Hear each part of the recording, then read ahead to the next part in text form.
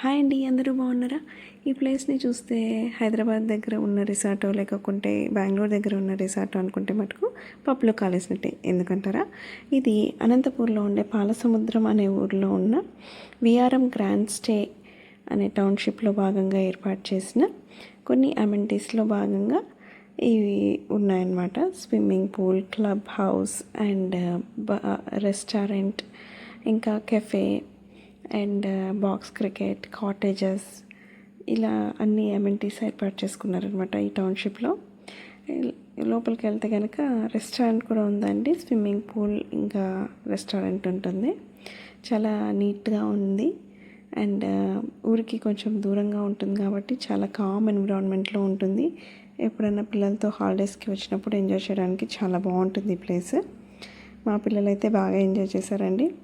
మా బాబు కూడా దిగాడు. వాడికి ఫస్ట్